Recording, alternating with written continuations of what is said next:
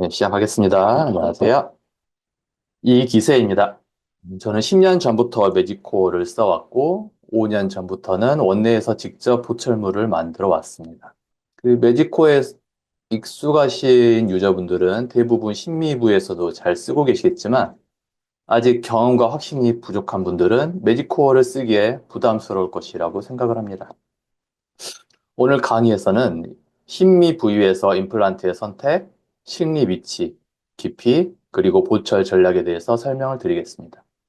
이를 통해서 심미 부위에서도 매직코어를 사용해서 좀 더 편하고 행복한 임상을 하시게 되길 바랍니다. 왜 심미는 실패할까요?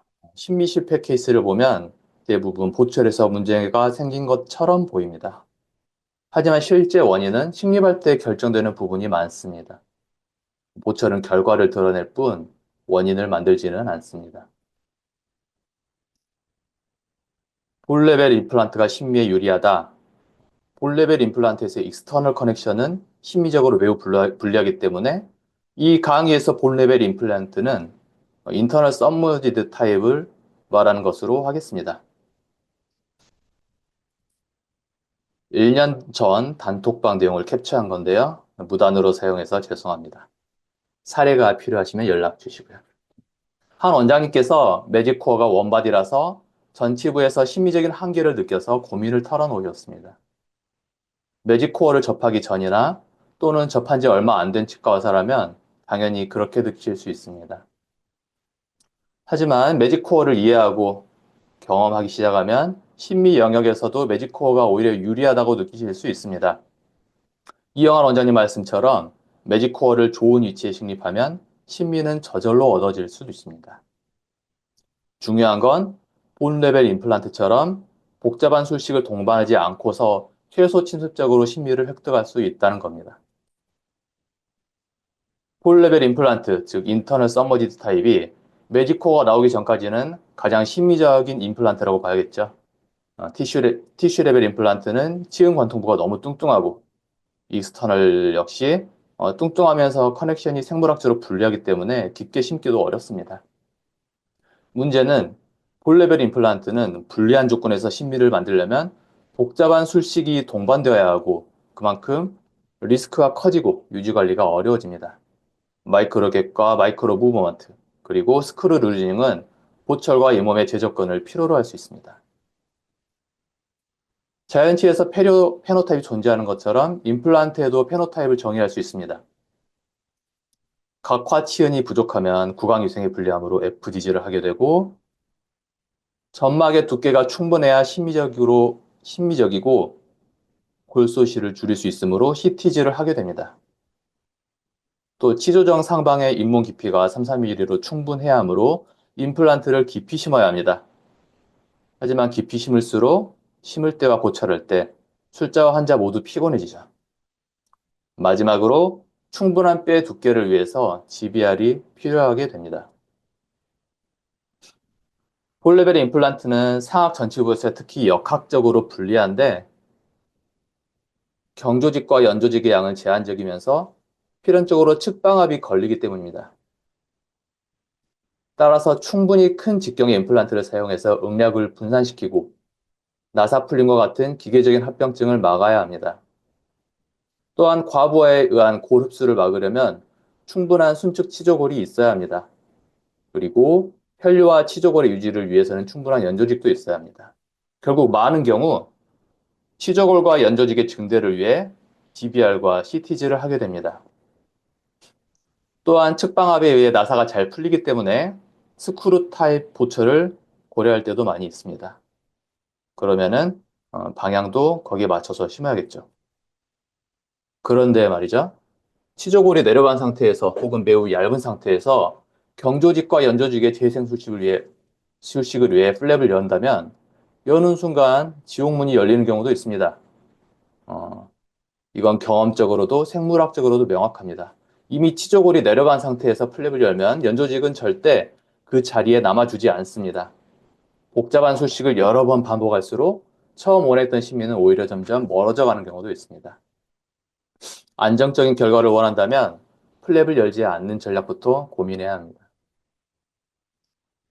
바로 최소 침습 수식을 하게 하는 매직코어를 사용하는 거죠.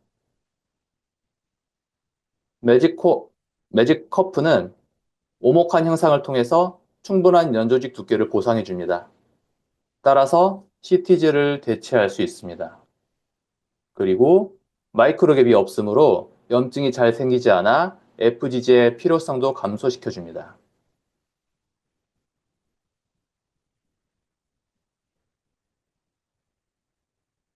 연조직이 불리한 환경에서 식립 직후 인상 체득해서 2주 후에 파이널 크라운을 한 케이스입니다.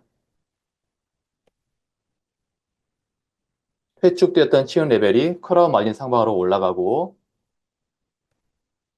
5년 후에는 각화 치은 폭도 스스로 증대된 것이 보입니다. 마이크로 갭이 없고 오모간 매직 커프 덕분에 식립 외에 아무것도 하지 않았는데 건강한 치은이 완성되었습니다. 볼레벨 임플란트에서는 치조골 상방 잇몸의 두께를 확보하기 위해서 깊이 심어야죠. 매직코어에서도 그럴까요? 매직코어에서는 조직 두께를 위해 너무 깊이 심을 필요가 없습니다. EQ 마진으로 심어서 보철을 하고 2년 후에 보철을 제거해 보았습니다. 기존에 없던 정셔널 에피텔륨이 보입니다. 매직코어는 바이올로직 위드스를 하방이 아닌 상방으로 생성하는 경향이 있기 때문입니다. 풀레벨 임플란트는 기능 중 뼈의 미세 파열에 대응하기 위해서 충분한 직경의 임플란트로 응력을 분산해야 하고 또 충분한 협측뼈가 필요합니다. 당연히 GBR이 필요한 경우가 많아집니다. 반면에 매직코어의 핀스레드는 응력 분산을 통해 치조골의 미세 골절을 막아줍니다.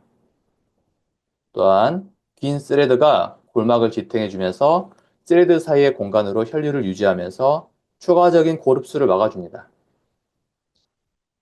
매직 코어 포스트의 더블 커넥션은 측방압에 대해 나사풀림과 같은 기계적인 합병증도 막아줍니다. 2020년에 식립한 케이스입니다. 치아 상실 후 푹 꺼진 22번 조직을 회복하기 위해서 바운원 절개 후 동종골을 넣으면서 매직코어를 심었습니다. 보철 3년 후 경조직은 핀세르드에 걸치면서 충분히 자연스럽게 리모델링 되었고 연조직은 자연스럽게 온그로스 되었습니다. 매직코어의 진가는 이렇게 시간이 지나면서 확인됩니다. 심지어 따로 골 이식제를 사용하지 않고도 골 조직이 유지됩니다. 순측골이 소실된 케이스에서 발치 후 즉시 임플란트를 식립했고 헤모스펀과 임시치아로 혈병을 유지한 케이스입니다. 핀스레드가 공간을 유지하고 두꺼운 포스트가 연조직의 문을 닫아줍니다. 사실상 매직코어 자체로 GBR의 3요소를 충족합니다. 이를 통해서 뼈이식 없이도 협측골이 오히려 재생되며 유지되는 모습을 볼 수 있습니다. 그렇다면 어떠한 위치에 심어야 이러한 매직코어의 조직 재생, 유지 능력을 유지하면서 심미적으로 보철이 가능한지 알아보겠습니다. 볼레벨 임플란트에 익숙하신 분들은 매직코어를 처음 다룰 때 혼동스러울 수도 있습니다. 매직코어의 이상적인 식립 기준은 볼레벨 임플란트와 유사하지만 좀 다른 점도 있기 때문입니다. 이 기준을 네 가지로 나눠서 살펴보겠습니다. 먼저 근원심의 위치는 볼레벨 임플란트와 똑같이 임상치관의 가운데에 위치하면 됩니다. 다만 긴 핀스레드를 다루다 보면 한쪽으로 밀리는 경우도 있죠. 볼레벨 임플란트에서 과도한 어버트먼트 프로파일은 골소실을 불러일으킬 수 있죠. 매직코어는 보철 프로파일에서 좀 더 자유롭지만 그래도 깊이 심어진 경우는 주의가 필요합니다. 매직코어 역시 어버계면에서는 마이크로 갭이 존재하기 때문입니다. 특히 심미부에서는 협측 치은연을 기준으로 심게 되는데 근원심의 잇몸 높이가 훨씬 높기 때문에 자연스럽게 마진이 깊어집니다. 이때 크라운 치은연화 형태가 볼록하게 되면 잇몸을 압박해서 염증을 일으킬 가능성이 생깁니다. 또한 인접치와 너무 가까운 경우 두꺼운 포스트가 치관 유도를 압박해서 문제를 일으키기도 합니다.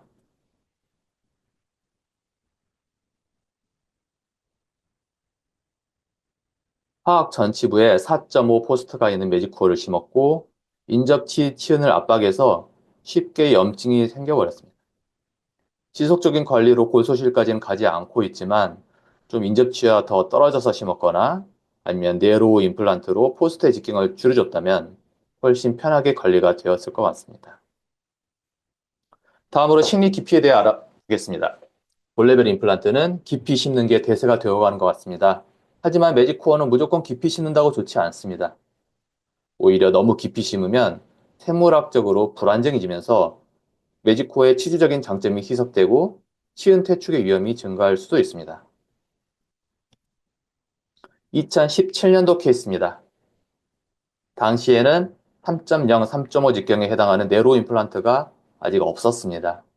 당시엔 저도 경험이 부족했기 때문에 안전하게 깊게 심었습니다. 이후에 보철 마진의 재설정을 위해서 커스텀 어벗을 사용했고 엑스레이상으로는 충분히 훌륭하게 회복되었다고 판단했습니다. 하지만 최근 내원에서는 치은이 퇴축되면서 커스텀 어벗이 살짝 노출되었습니다. 깊이 심었기 때문에 커스텀 어벗을 사용했고 마이크로캡 상방의 두꺼운 어벗이 치은 볼륨을 감소시키고 치은 퇴축을 일으켰다고 생각합니다. 이 사진을 보고 강한 칫솔질 습관 때문에 퇴축되었다고 생각할 수도 있겠지만 적절한 깊이의 적은 직경의 임플란트와 어벗을 사용했다면 칫솔질에 저항할 만한 볼륨의 연조직을 만들 수도 있었을 것입니다. 반대로 너무 얕은 심이 또 문제가 될 수 있습니다. 매직코어를 얇게 심으면 생물학적으로 유리하겠지만 심미적으로는 불리하게 될 가능성이 커집니다. 메탈 부위가 검게 노출될 수 있고 프로파일이 급격하게 꺾여서 프라가 저리될 수 있습니다. 또한 치은이 상방으로 크리핑되면서 치아가 짧아 보일 수도 있습니다. 11번, 13번 발치 후 즉시 식립과 즉시 임시치아 세팅한 케이스입니다. 중절치임에도 좁은 치조골과 브릿지 패스를 고려해서 내로 임플란트를 심었습니다. 파이널 세팅을 보면 결과적으로 인저치보다 임상치관의 길이가 짧아졌습니다. 작은 직경의 임플란트는 온구로스가 더 잘 일어난다는 것을 고려하고 좀 더 깊이 심어서 보철물의 협측 프로파일을 키워줘야 됩니다. 자, 볼 레벨 임플란트를 기준으로 어느 임플란트가 가장 자연스러워 보이시나요? 당연히 깊이 심어진 A일 것입니다. B로 갈수록 생물학적으로 불리한 크라운 모양이 될 수밖에 없습니다. 이를 매직코에 대입해보면 이런 모양이 나옵니다. 협설측 위치가 이상적이라면 보통 1mm 정도 포스트가 잠기게 됩니다. 저는 이 정도를 목표로 심습니다. 물론 위치나 각도가 이상적이지 않고 연조직이 약한 경우 포스트가 다 잠기게 심을 수도 있습니다. 21번의 발치 후 즉시 식립, 즉시 임시치아 케이스입니다. 가이드 서저리를 통해서 충분히 이상적인 위치와 각도를 설정할 수 있었기 때문에 깊지 않게 심었습니다. 기존 치아가 치은이 퇴적되어 있기 때문에 기존 잇몸을 봤을 때 너무 얕게 심은 것처럼 보일 수 있는데요. 인접 동명치 치은을 기준으로는 약 1mm 정도 잠기게 심어져 있습니다.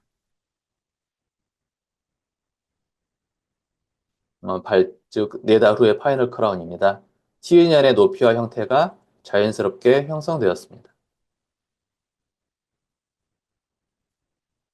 방금 케이스의 플래닝과 CT 사진입니다. 상악 중절치의 치축을 고려해서 약간 원심 경사시켰고 치을 라인의 가장 깊은 곳을 기준으로 원심 위치시켰습니다. 포스트의 협설 위치는 협측골의 소실을 고려해서 평소보다 약간 구개측으로 위치시켰습니다. 아직 식립 4개월 후이지만 어느 정도 안정적으로 리모델링이 진행되고 있습니다. 다음으로는 협설측 위치입니다. A처럼 너무 설측으로 가면 크라운 협측 하방이 과도하게 풍요하게 됩니다. 생물학적으로 불리해질 수 있습니다. 그래도 뒤로 가서 바로 망하는 것보다는 낫겠죠. 볼레벨 임플란트에서는 B 정도가 이상적으로 보입니다. 매직코에 대입해 보면 어떨까요? B에 대입했지만 자세히 보면 볼 레벨 임플란트보다 약간 협측에 위치하게 됩니다. 사실 긴 스레드가 구개측 발치와에 밀리면서 대부분 저 위치로 가기는 합니다. B의 위치에서는 대부분 시멘 타입 보철을 하게 됩니다. 하지만 매직코어는 나사 풀림이 없으니까 전치부에서 시멘 테이프를 쓰더라도 부담이 없습니다. 만약 매직코어를 A처럼 과도하게 설측으로 위치시키면 어떻게 될까요? 협측 프로파일이 너무 급격하게 되면서 염증이 잘 생기는 문제도 있지만 더욱 큰 문제는 설측 크라운 자체가 과도하게 풍요하게 된다는 겁니다. 이런 일은 상악보다 하악에서 잘 일어나게 되는데요. 위축된 하악 치조골의 방향이 설측으로 향하기 때문입니다. 이런 경우 혀의 공간이 방해받게 되고 예민한 환자를 만나면 고생하게 됩니다. 이 환자의 경우는 결국 포스트를 삭제해서 고철을 하게 되었습니다. 다음은 식립 각도를 보겠습니다. 볼레벨 임플란트에서 식립 각도는 상대적으로 자유롭습니다. D처럼 너무 협측으로 기울어지지만 않는다면 어느 정도는 커스텀 어버스로 해결이 가능합니다. 매직코에서도 비슷합니다. 저는 A와 B 정도를 이상적으로 보는데요. 사실 D로 갈수록 본레벨 임플란트보다 오히려 훨씬 설측에 위치시켜야 됩니다. 또한 심리 깊이도 점차 깊어져야 이상적인 보철을 형성할 수 있습니다. 잔존 치조골의 경사 때문에 D 정도로 심어야 한다면 내로 임플란트를 쓰는 게 유리할 수 있습니다. 좁은 치조골 내에서 각도를 좀 더 세울 수도 있고 협측의 치은 퇴축의 위험도 줄여줍니다. 또한 어버스의 크기를 줄여서 메탈색 차단을 위한 보철물 두께도 확보할 수 있습니다. 만약 마지막 E처럼 스크롤을 만들기 위해서 설측으로 향하게 되는 경우는 설측으로 지나치게 풍요한 보철물이 만들어질 수 있고 또 시멘타입 보철을 사용하게 된다면 어버시 짧아지기 때문에 유지력이 떨어질 수도 있습니다. 발치 후 즉시 식립하고 헤모스폰과 임시치아로 혈병을 유지한 케이스입니다. 옹그로스를 예상하고 깊지 않게 심었습니다. 몇 주 후 자연스럽게 치은 라인이 인접치만큼 회복된 것이 관찰됩니다. 최종 보철 후의 포토와 CT 사진입니다. 퇴축되었던 치은혈은 자연스럽게 회복되었습니다. 치은은 절단을 향해 있고 협측 프로파일은 적절하면서 설측도 풍요하지 않아서 혈을 편안하게 해줍니다. 이상적인 위치를 알았다면 이제는 그 위치에 정확히 심을 차례입니다. 여기서부터는 아미에서 교육한 내용을 바탕으로 각자의 경험과 노하우를 잘 적용하시면 되겠습니다. 다만 매직코어의 핀스레드는 상당히 길기 때문에 발치와 등의 경사진뼈에서는 식립 시 충분한 고려가 필요합니다. 특히 4.5, 5.5와 같은 너무 긴 스레드를 가진 임플란트는 조심해야 하면서 때에 따라서 정 사이즈보다 큰 드릴이 필요합니다.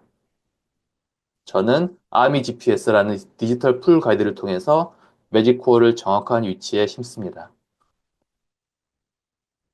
일반적으로 가이드 시스템을 쓰더라도 플래닝된 위치에 픽처까지 정확히 넣기는 어렵습니다.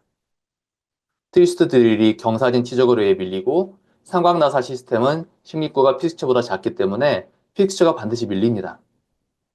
하지만 아미 GPS 풀 가이드는 매직 드릴의 직진성 때문에 밀리지 않고 특히 탭 드릴이 밀리지 않도록 견고하게 잡아주므로 경사진뼈에서도 안전하게 매직코어의 핀스레드를 다룰 수 있습니다. 때문에 목표한 위치로 정확하게 식립할 수 있습니다. 아미 GPS를 이용해서 탭선을 형성하고 핸드 식립한 케이스입니다. 수술 후 CT를 플래닝된 초록색 선에 겹쳐보면 매우 정확히 위치된 것을 확인할 수 있습니다.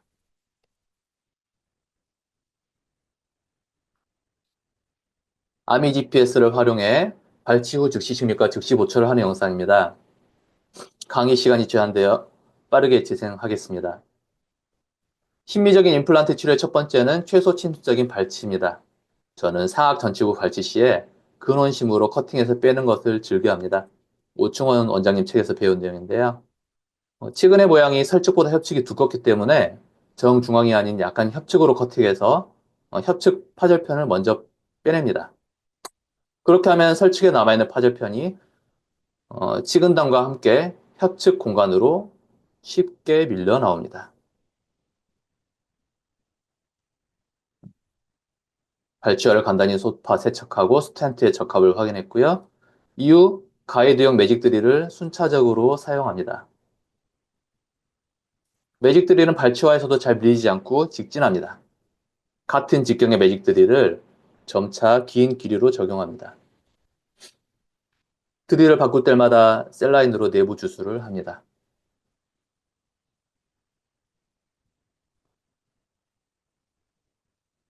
탭 드릴을 충분히 깊게 적용하기 위해서 배럴이 어느 정도 깊이에서 걸리는지 확인하였습니다. 탭 드릴은 익스텐션이 적용 가능한 예전 버전을 사용하였습니다. 현재보다 배럴이 길고 8mm까지 깊이 탭 적용이 가능해서 경사진뼈에서 유용합니다. 이후 갭 필링을 위해서 익스펜더를 먼저 적용하고 스텐트를 제거합니다. 동종고림 매직본을 발치와 갭에 적용합니다. 가능하면 임플란트 식립 전에 뼈 이식을 해야 충분한 이식이 가능합니다.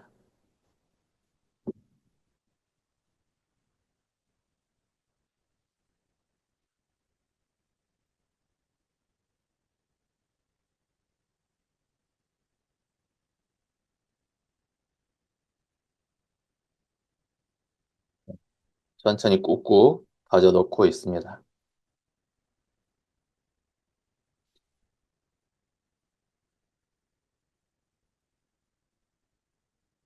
그 이후 익스펜더를 제거하고 매직 커프와 잇몸이 잘 붙을 수 있도록 과잉된 이식제를 제거합니다.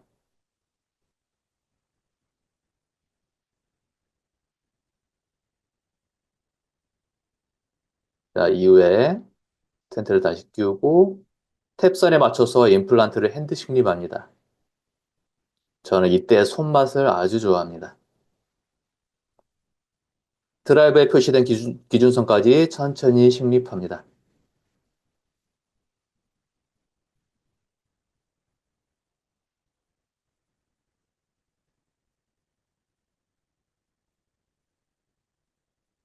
이후에 헤모스폰과 같은 콜라겐 스펀지를 적용해서 혈병 유지와 치은 볼륨의 유지를 도모합니다. 콜라겐 스펀지는 하루 이틀 후면 모두 흡수되기 때문에 치은의 점착을 방해하지 않습니다. ISQ는 38팩으로 6167이 나오고요.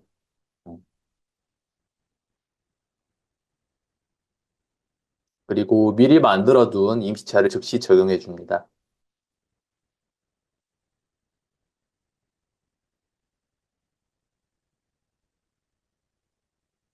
아주 잘 맞습니다. 아미지피스의 정교함을 확인해주는 영상이었습니다. 수술 전에 플래닝하고 플래닝된 가상 픽처 위에 뼈더버 라이브러리를 적용하고 임시치아를 디자인하였습니다. 시축은 절단을 향하게 해서 가장 자연스러운 치음 프로파일이 나오도록 했습니다. 3달 후 최종 보철을 시행했습니다. 마침 22번 파절 전 사진이 있어서 발치 전후 비교가 잘 됩니다. CT 사진에서 볼 때 절단을 향하는 치축과 적절한 식립 깊이를 통해서 이상적인 프로파일이 만들어졌습니다. 최종 보철을 위해 임시차를 제거한 사진입니다. 바이올리직 위드스가 관찰되면서 치은 건강이 잘 유지되고 있는 것이 보입니다.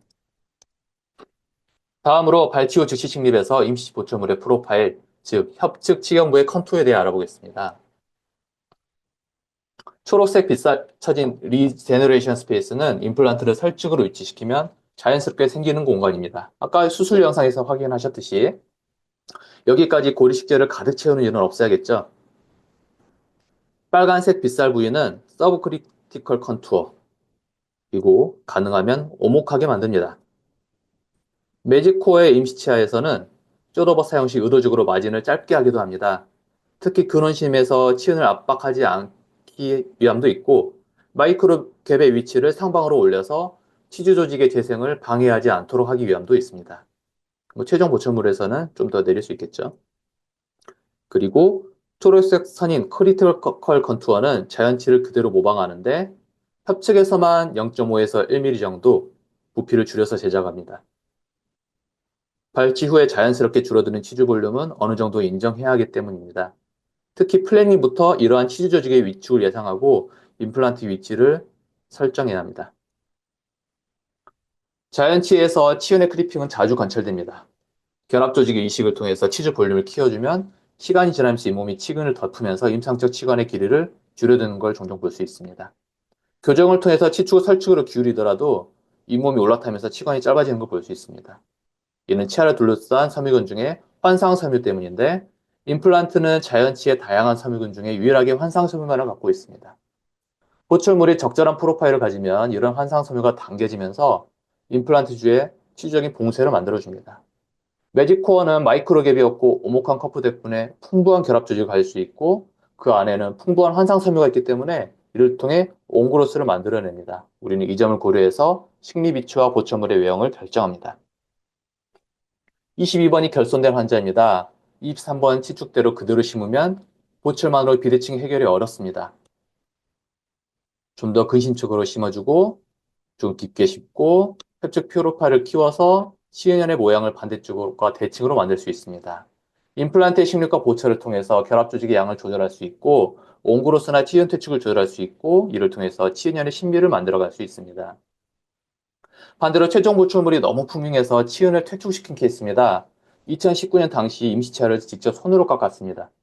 쇼더벗을 이용해 적절한 프로파일로 제작해서 발치 전부라 개선된 치은 라인을 얻었습니다.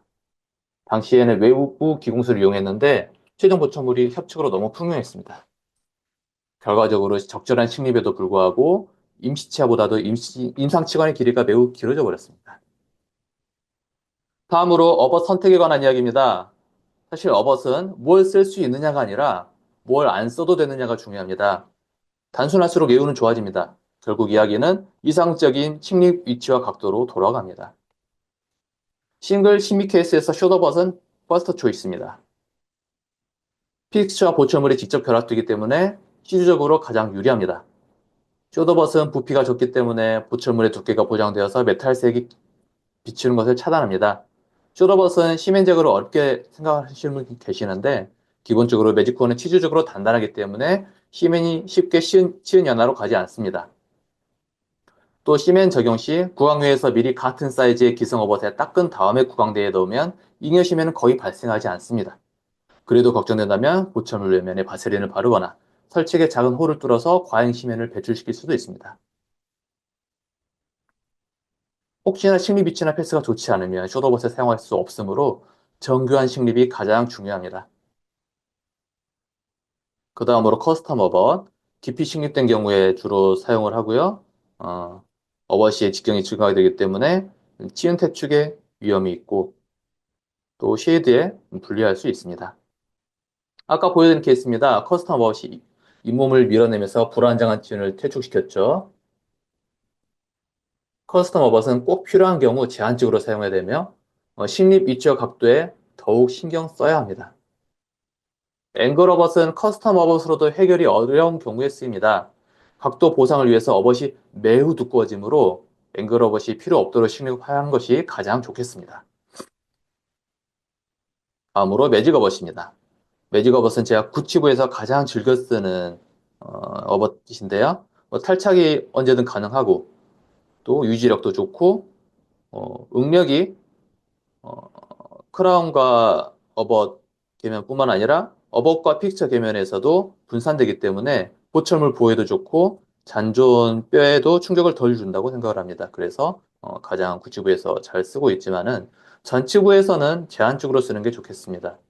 시간 길이가 너무 길거나 아니면 멀티 유닛이거나 그래도 지체 탈착이 필요한 경우 이런 경우에 써야 되고 약간 깊이 심어서 이 불리한 부분을 보상을 해주는 게 좋겠습니다. 심한 치은퇴축과 치조골 상실된 케이스에서 발치 후 즉시 식립과 사전 제작된 입치아를 세팅한 케이스입니다. 브릿지형으로 갭이 충분한 술전 보철 라이브러리가 매직어봇만 있어서 매직어봇을 사용하였습니다. 환자의 내원이 미뤄져서 충분한 경조직을 회복을 관찰한 후에 최종 보철에 들어갈 수 있었습니다. 이렇게 완전히 플로팅된 케이스는 이용할 수 있는 유가 조직이 많아서 오히려 유리할 때도 있습니다. 근데 최종 스캔 시에 어벗을 바꾸는 걸 깜빡해서 최종 보철물에도 매직 어벗을 사용했습니다. 32번과 43번이 임플란트인데 약간 푸르스름하니 메탈 느낌이 남습니다. 부피가 적은 숏어벗으로 바꿔줬다면 좀 더 심미적인 결과가 나왔을 것 같고 치은의 옹구러스에도 더 유리했을 것이라고 생각합니다. 마지막으로 링크는 안 써봤습니다. 링크를 쓸 수 있는 케이스는 거의 없을 것 같고 링크를 쓰려면 설측으로 깊게 심어야 하는데 다른 선택지가 있다면 굳이 선택할 이유는 없을 것 같습니다. 마지막으로 보출물의 종류입니다. PFM은 생산성이 떨어져서 기공수에서 갈수록 꺼려하죠. 보험 임플란트에서 썼는데 이제는 거의 안 쓸 것 같습니다. 따라서 대부분의 케이스는 지르코니아가 되겠습니다. 지르코니아도 포세린을 빌드업할 수 있고 페이싱이 가능한데 이 역시 재료의 발전과 생산성 때문에 마지막엔 풀 지르코니아에 밀려나가는 것 같습니다. 결국 특별히 다른 재료가 나오지 않는 한 거의 풀 지르코니아를 활용하게 됩니다. 지르코니아의 세대 분류입니다. 1세대부터 4세대까지 있는데 1세대가 가장 단단하면서 불투명하죠. 요즘은 뭐 거의 쓰지 않겠습니다. 2세대가 구치부의 통지류로 사용이 가능한데 저온 열화를 방지하는 알루미나의 양을 줄여서 투명도를 약간 개선을 했습니다. 3세대에서는 이트리아를 5몰로 증가시켜서 신터링 후에 정방 전개가 절반 정도, 50% 정도 등축 전개로 전이됩니다. 이렇게 되면은 투명도가 좀 더 상승하고 강도는 좀 떨어지게 되겠죠. 마지막으로 4세대, 요즘 가장 흔히 쓰게 되는 모노톤의 블럭입니다. 이트레아를 5몰이 아닌 3몰로 조정을 했습니다. 그래서 이제 투명감을 담당하는 등축 전개를 30% 정도로 낮췄죠. 그래서 너무 높은 투명도로 인해서 명도가 저하되는 걸 방지하고 또 강도도 상승하게 됩니다. 마지막으로 멀티레이어 블럭입니다. 이제 3세대와 4세대를 그라데이션으로 활용하게 됩니다. 절단면의 투명도를 유지하게 되면서 하부의 강도 역시 유지합니다. 메탈색이 3세대보다 더 차단됩니다. 추가적인 컬러링과 스테이닝 작업도 덜 하게 되죠. 지르코니아 블럭을 밀링하면 분필과 같은 상태가 되는데 이때 외면에 물감을 먹여서 색을 입힐 수가 있습니다. 임플란트는 내면에 금속 산화물 오펙을 발라서 빛을 산란시킵니다. 이때 오펙이 크라운 외부까지 퍼질 수 있으므로 너무 많이 바르거나 하면 좋지 않겠고 또 충분한 크라운 두께도 필요로 하게 됩니다. 글레이징은 블럭을 단단하게 신트랑한 이후에 광택을 입히는 작업입니다. 다공성인 미세 구조로 대합칠을 마무리시키면서 이제 교환명은 사실 글레이징 없이 폴리싱만으로 마무리하는 것이 좋겠습니다. 스테이닝은 신터링 후에 색을 입혀서 소성하는 작업입니다. 요즘은 스테이닝 재료가 기술이 발전하고 있어서 풀 지르코니아를 충분히 심미적으로 만들 수 있습니다. 자, 이 케이스는 글레이징과 스테이닝 없이 오직 컬러링만으로 마무리하였습니다. 어, 왜냐하면 이때는 제가 스테이닝 재료를 안 사서 그랬습니다. 그래도 충분히 심미적인 결과를 만들 수 있었습니다. 이 케이스도 마찬가지로 컬러링만으로 마무리하였습니다. 핑크 에스테틱은 충분하지만 매직 어벗을 사용했기 때문에 약간 푸른 기운이 좀 돌고 어, 스테이닝 없는 컬러링이 한계가 좀 보입니다. 아까 보여드린 발치우 즉시 침입 케이스입니다. 멀티레이어 블럭과 스테이닝을 실시했습니다. 확실히 메탈색은 차단이 되죠. 미어는 스테이닝 상품명인데 소성 전과 소성 후에 색이 같아서 초보자도 편하게 심미보철을 만들 수 있습니다. 마찬가지로 아까 보여드린 케이스입니다. 역시 멀티레이어 블럭과 미오 스테이닝을 실시했습니다. 참고로 저는 2021년부터 모든 케이스를 기공사 없이 원내 보철로 제작하였고 1년 전부터는 초년차 기공사와 함께하고 있습니다. 좋은 위치에 식립하고 실력 있는 기공사와 거래한다면 제 케이스보다 훨씬 좋은, 훨씬 예쁜 친미 보철을 만들 수 있을 것입니다. 마지막으로 정리하겠습니다. 매직코어는 자연스러운 치주 재생을 통해 심의를 얻기 때문에 시간이 갈수록 좋아집니다. 좋은 케이스를 많이 보면서 확신을 만들어 가시길 바랍니다. 또한 좋은 위치를 파악하고 그곳에 정확히 심는 것이 중요합니다. 심미적인 부위에서는 디지털 가이드도 활용해 보시면 좋겠습니다. 남은 오후에도 매직코어와 행복한 일상을 하시기 바랍니다. 시간 내서 봐주셔서 감사합니다.